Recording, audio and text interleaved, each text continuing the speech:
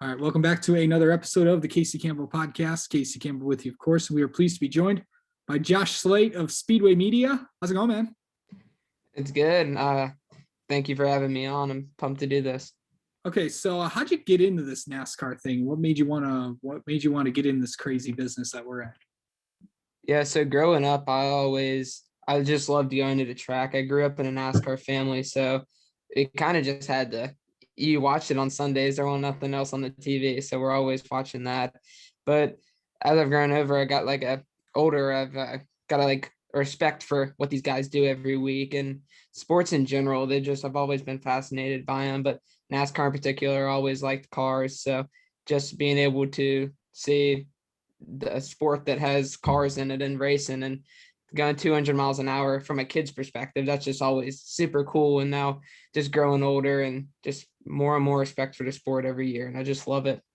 Yeah, so kind of going into kind of like, you did get to cover some races at the track. You were at the Bristol Dirt Race. How was that experience for you? That experience was really cool because that was actually my first race covering in person. So getting to do that and it not be in normal circumstances due to COVID and all that, it was different, but it was still really cool to be able to experience the media side of the race weekend because I've always done it from a fan's perspective. So being able to be there for one of the most historic races in I guess NASCAR history, going back to the dirt for the first time in forever was really cool. And I'm super pumped to be a part of that.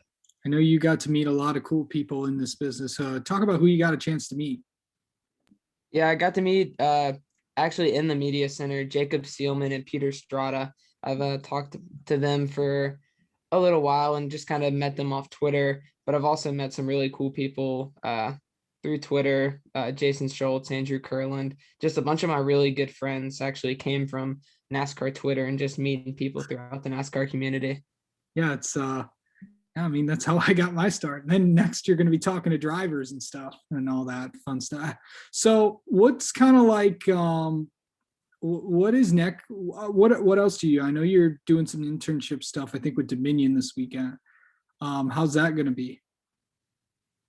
Yeah, I'm interning with Dominion, doing social media and PR work, but I also do stuff on the side. Me and my friends started a media group, Behind the Wall Media.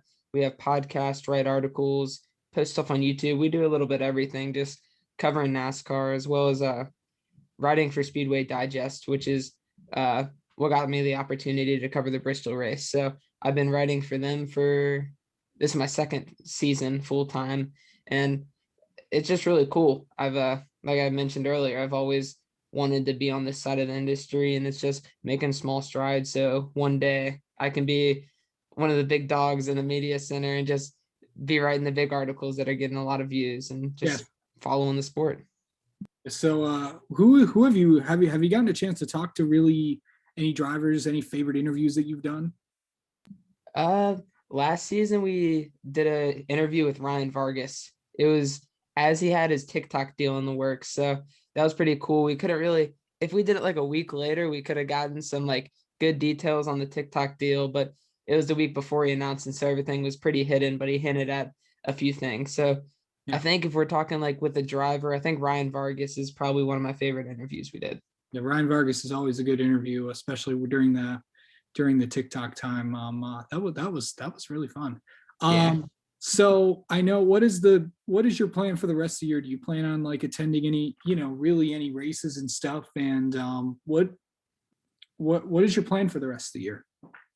Plan for the rest of the year is definitely to get out to some more races. I already have a trip scheduled to Charlotte for all 3 or 4 races if you include ARCA in there. So I'll be there, probably Pocono, the second Richmond race. Towards the end of the season, I usually hit a bunch of the tracks central to me. I'm from Richmond, so you get right there in September to November, you got Martinsville, Bristol, Charlotte, Richmond, a bunch of tracks nearby. So I'm definitely going to try to hit them, if not as media, as a fan. Nice. Really, I know that you're also going to college as well. How's that? Where are you attending college? I go to Randolph-Macon College in Ashland, Virginia, just north of Richmond. I'm a sophomore and I'm studying business communications and journalism. So drowning in schoolwork at the moment, but hopefully got 2 months left. So ready for summertime for sure. Of course. Okay, so we're going to we're going to Talladega this week. What are we in store for? What are we gonna look for? You never know what could come out of Talladega. Yeah, I think we're gonna see a lot of chaos. You look at the Daytona 500, and 13 laps in, you had a big one that took out a bunch of really good cars. And throughout the rest of the race, it was mostly single file, obviously, until the last couple laps when Michael McDowell snuck his way through there to win a 500. So you're looking at it, and these teams really don't have much practice on the plate tracks this year, because if it's single file the whole time, you're not doing too much in packs. So I think they're going to come out the gate. They're obviously not going to have any practice or qualifying. So I think we're going to see a lot of chaos. We're going to see a big wreck. And I think we're going to see another surprise winner. It could be. We've had 8 so far in 9 races. Who knows? We could have 9 and 10. We're going to be there. Of course, the Xfinity Series, we could see more action. ARCA, we don't know. It's Talladega, and that's what everybody likes about it.